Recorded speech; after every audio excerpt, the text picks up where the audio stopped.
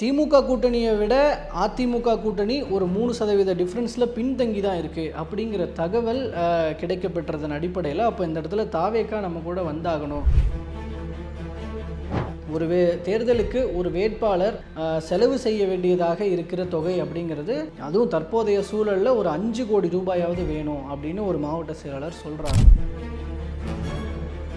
நம்ம தமிழக வெற்றி கழகத்தை பொறுத்த வரைக்கும் பெரும்பாலான பேருக்கு அப்படியே அதை செலவழிக்கிற சுச்சுவேஷனில் இருக்கிறாங்களா, அந்தளவுக்கு சோர்ஸோடு இருக்கிறாங்களா அப்படின்னு பார்த்தா கிடையாது. அப்படின்னு எடப்பாடி பழனிசாமி சிஎம் ஆகணும் அப்படிங்கிறதுக்காக நம்ம எதுக்கு உழைக்கணும் அப்படின்ற மாதிரியான எதிர்வாதங்களும் உள்ளுக்குள்ளே நடந்திருக்கு.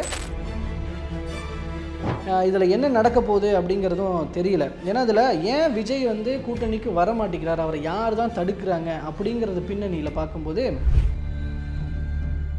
வேலை வேண்டுமா? ப்ளூ ஓஷன் இருக்கிறது. 10th 12th டிப்ளமோ டிகிரி படித்தவர்களுக்கு உணவு, தங்குமிடம், இஎஸ்ஐ, பிஎஃப், இன்சூரன்ஸ் உள்ளிட்ட சலுகைகளுடன் அனுபவத்திற்கேற்ற நல்ல சம்பளம் 15,000 முதல் 30,000 வரை. பெண்களுக்கு முன்னுரிமை. 2,000க்கும் மேற்பட்ட வேலை வாய்ப்புகள் உள்ளன. இப்போதே தொடர்பு கொள்ளுங்கள். Blue ocean. தமிழர்கள் அனைவருக்கும் அன்பு வணக்கம். இன்னைக்கு தமிழக அரசியல் வட்டாரத்தில் முக்கியமான ஒரு பேசுபொருளாக இருக்கிற விஷயம் அப்படிங்கிறது தாவேக்கா சார்ந்ததாக இருக்கிறது. காரணம் என்னன்னா, தாவேக்காவினர் நேற்று திடீர்னு ஒரு மாவட்ட செயலாளர்கள் கூட்டம் வீடியோ கான்ஃபரன்ஸிங் மூலமாக நடந்துச்சு. 132 மாவட்ட செயலாளர்கள் கலந்துக்கிட்டாங்க அப்படிங்கிற தகவல்கள்லாம், அந்த மாவட்ட செயலாளர்கள் கூட்டத்தில் நடந்தது என்ன அப்படிங்கிறது தொடர்பான தகவல்கள் தான் தற்போது பேசுபொருளாக இருக்கு. அது என்ன தகவல், அதுக்கு பின்னாடி என்னென்ன பாசிபிலிட்டிஸ் இருக்கு, அதெல்லாம் நடக்குமா நடக்காதா அப்படிங்கிறத பற்றின பார்க்க போகிற வீடியோ தான் இது. இதில் முதலாவதாக என்ன விஷயம் அப்படின்னா, இந்த மாவட்ட செயலாளர்கள் கூட்டத்தில் பேசும்பொழுது பெரும்பாலான நிர்வாகிகள் கிட்டத்தட்ட 90க்கும் மேற்பட்டோர், 132 பேரில் கிட்டத்தட்ட 90க்கும் மேற்பட்டோர் அதிமுக பாஜக கூட்டணியில் சேரணும் அப்படிங்கிறத சொல்லியிருக்கிறாங்க அப்படிங்கிறது ஒரு தகவலாக இருக்குது. ஆனால் இதை தாவேக்கா பக்கம் மறுக்கிறாங்க அப்படிங்கிற ஒரு தகவலும் இப்போ வந்துகிட்டு இருக்கு. அதே நேரம் இது தொடர்பாக தாவேக்கா அஃபீஷியல் அனௌன்ஸ்மெண்ட்டும் எதுவும் விடலை. பட் உள்ளிருந்து வெளியாகி இருக்கிறதாக சொல்லப்படுகிற தகவல் என்ன அப்படின்றது தான் இப்போ நம்ம பார்க்கணும். அதில் நம்ம தனிச்சு நிற்கணும் அப்படின்ற எடுத்திருக்கிற முடிவுனால நம்ம என்னென்ன பிரச்சனைகளை ஃபேஸ் பண்ண வேண்டி இருக்கு, அந்த பிரச்சனைகள் ஃபேஸ் பண்ண முடிஞ்சிடுமா, தேர்தலுக்கு முன்பாக முடிஞ்சிடுமா அப்படிங்கிறதுல நிறைய கேள்விகளை கலந்துரையாடல்களை அந்த மாவட்ட செயலாளர்கள் உள்ளுக்குள்ளே நடத்தி இருக்கிறாங்க அப்படிங்கிறது. அதில் மெயினாக பார்க்க வேண்டியது, ஒரு தேர்தலுக்கு ஒரு வேட்பாளர் செலவு செய்ய வேண்டியதாக இருக்கிற தொகை அப்படிங்கிறது, அதுவும் தற்போதைய சூழலில் ஒரு 5 கோடி ரூபாயாவது வேணும் அப்படின்னு ஒரு மாவட்ட செயலாளர் சொல்கிறார். அதாவது அவர் சொல்கிறது போல தான் இப்போ இருக்கிற அரசியல் சூழலில் இருக்கிற விளம்பரங்கள், மக்களுக்கு அப்படி இப்படின்னு தங்களுடைய செலவுகளுக்கு, கூட வர்றவங்களுக்கான சாப்பாடு, பயண செலவு, அப்படி இப்படின்னு நிறைய செலவுகள் இருக்கும். அண்டு கேம்பெயினிங்காக அது ஆன்லைனாக இருக்கலாம், ஆஃப்லைனாக இருக்கலாம். இந்த கேம்பெயினிங் அப்படிங்கிறதுல ஒரு நிறைய செலவு பண்ண வேண்டியிருக்கும். இந்த மாதிரியான செலவுகளுக்கு ஒரு தொகுதிக்கு நிற்கிற அந்த வேட்பாளருக்கு 5 கோடி ரூபாயாவது வேணும். ஆனால் நம்ம தமிழக வெற்றி கழகத்தை பொறுத்த வரைக்கும் பெரும்பாலான பேருக்கு அப்படியே அதை செலவழிக்கிற சுச்சுவேஷனில் இருக்கிறாங்களா, அந்தளவுக்கு சோர்ஸோடு இருக்கிறாங்களா அப்படின்னு பார்த்தா கிடையாது. அப்படிங்க ஏன்னா 5 கோடி ரூபாயாவது வேணும், அதுக்கான சோர்ஸஸ் என்னென்ன அப்படிங்கிறதெல்லாம் வேணுன்ற அந்த இடத்துக்கு வரும்போது அதை காட்ட முடியாத சுச்சுவேஷனில் இங்கே இருக்கிறவங்க வேட்பாளர்களாக நிற்கணும்னு நினைக்கிறவங்களாம் இருக்கிறாங்க அப்படிங்கிற ஒரு தகவல் கலந்துரையாடல் உள்ளுக்குள்ளே நடந்திருக்கு அப்படிங்கிறது. இந்த இடத்துல என்ன சொல்கிறாங்க, அப்போ நம்மளால் அப்படி நிற்க முடியாது, அப்படி அது இல்லாமல் நிற்கவும் முடியாது, அப்படி இல்லாமல் நின்ன பிரயோஜனமும் கிடையாது, அப்போது நம்ம பேசாமல் கூட்டணிக்கு போகிறது தான் சரியாக இருக்கும். அப்படி போகும்போது தான் நம்மளுக்குன்னு கிடைக்கிற அந்த கணிசமான தொகுதிகளில் நம்ம கொஞ்சம் வலிமையாக நிற்க முடியும். அண்ட் மோரோவர் அந்த கட்சிகள், அதாவது நமக்கு சேர போகிற அந்த பிரதானமான கட்சி அப்படிங்கிறது நம்மளுக்கான கேம்பெயினிங்காக இருக்கட்டும், செலவுகளாக இருக்கட்டும், இதெல்லாம் பார்த்துக்குவாங்க. அண்ட் அது நமக்கு பலம் கொடுக்குற ஒரு விஷயமாகவும் இருக்கும். இப்படின்னுலாம் உள்ளுக்குள்ளே பேசியிருக்கிறாங்க. அதே நேரம் நம்மளுடைய இன்னொருத்தரோட, அதாவது எடப்பாடி பழனிசாமி சிஎம் ஆகணும் அப்படிங்கிறதுக்காக நம்ம எதுக்கு உழைக்கணும் அப்படின்ற மாதிரியான எதிர்வாதங்களும் உள்ளுக்குள்ளே நடந்திருக்கு. அப்போ அதே அந்த இடத்துல தான் நம்மளோட தலைவருக்கும் நம்மளோட கட்சிக்கும் ஏற்ற மாதிரி நம்ம சில டிமாண்ட்ஸை வைப்போம் அப்படிங்கிற விஷயங்களும் போயிருக்கிறது. அதாவது இப்போ ஏற்கனவே எல்லாம் பேசப்பட்டது தான், துணை முதல்வராக விஜயை நியமிக்கலாம் அப்படிங்கிறது, அமைச்சரவையில் இடம் வேணும் அப்படிங்கிறது, இந்த மாதிரியான விஷயங்களை முன்வைக்கலாம் அப்படின்ற, அதாவது அந்த எதிர்கேள்வி எழுப்புறவங்களை சமாதானப்படுத்துவதற்கு இப்படியாப்பட்ட விஷயங்கள் சொல்லப்பட்டிருக்குது அப்படின்னு. ஆனால் இந்த பக்கம் பார்த்தீங்கன்னா கண்டிப்பாக ஆட்சியில் பங்கு கிடையாது அப்படிங்கிறதுல ஆட்சியில் பங்கு, அந்த அமைச்சரவை பங்கு, இதெல்லாம் கண்டிப்பாக கிடையாது அப்படிங்கிறது எடப்பாடி பழனிசாமி திட்டவட்டமாக சொல்லிக் கொண்டிருக்கிற ஒரு விஷயம். காரணம் அதிமுக தனி பெரும்பான்மையோட ஆட்சி அமைக்கும் அப்படிங்கிறது. அதுக்கேற்ற மாதிரி தான் சீட் ஷேரிங்கே வந்து அதுக்கேற்ற மாதிரி தான் பண்ணுவோம் அப்படிங்கிற முடிவில் தான் அதிமுக இருக்குது. அப்படி இருக்கும்போது தாவேக்கா இப்படியாப்பட்ட டிமாண்ட்ஸ் எல்லாம் ஒருவேளை கூட்டணிக்கு போகணும்னு முடிவு எடுத்துட்டு இந்த மாதிரியான டிமாண்ட்ஸ் எல்லாம் முன்வைக்கிறாங்க அப்படின்னா கண்டிப்பாக இது எடுபடுமா அப்படிங்கிறது மிகப்பெரிய கேள்வி. அந்த இடத்துல தான் பாஜக என்ன பண்ணும் அப்படிங்கிறதும் ஒரு கேள்வியாக இருக்குது. ஏன்னா இங்கே இன்னொரு தகவல், அதாவது இந்த விஜய கூட்டணிக்குள்ளே கொண்டு வரதுல பாஜக எந்த அளவுக்கு வந்து அதில் இருக்கிறாங்க, ரொம்ப மெனக்கெடுறாங்க அப்படிங்கிற ஒரு விஷயம் பார்க்கப்படுது. இங்கே ஒரு பக்கம் சொல்கிறவங்க பாஜக தற்போதைக்கு தாவேக்காவை உள்ளுக்குள்ளே கொண்டு வரணுன்ற எண்ணம் கொஞ்சம் விட்டுட்டாங்க, அதுக்கான வெளிப்பாடு தான் தாவேக்காவை கூட்டணிக்கு அழைத்த ஒரு நிர்வாகியை வந்து கட்சியை விட்டு நீக்கிறது. அப்புறம் சமீப காலமாக பல முக்கியமான நபர்கள் நயினார் நாகேந்திரன் உள்ளிட்டோர்லாம் வந்து விஜய்க்கு எதிராக பேசிட்டு வருது. இதெல்லாமே அதுக்கான சமிகைகள் தான். ஸோ பாஜக தாவேக்காவை கொண்டு வர பிளான்ல இல்லை அப்படின்னு ஒரு பக்கம் சொன்னாலும் டெல்லி தகவல்களை பார்க்கும் பொழுது அதை நோக்கிய வந்து நகர்வுல தான் டெல்லி தலைமை இருக்கு, அமித்ஷா இருக்கிறாரு அப்படிங்கிற ஒரு தகவலையும் வைக்கிறாங்க. அதுக்கு என்ன காரணங்கள் சொல்றாங்கன்னா, சமீபத்தில் ஒரு உளவுத்துறை மூலமாக எடுக்கப்பட்ட கருத்து கணிப்பு வாக்கு விகிதம் எப்படி இருக்க போகிறது அப்படிங்கிறதுல திமுக கூட்டணியை விட அதிமுக கூட்டணி ஒரு 3% டிஃபரன்ஸ்ல பின்தங்கி தான் இருக்கு அப்படிங்கிற தகவல்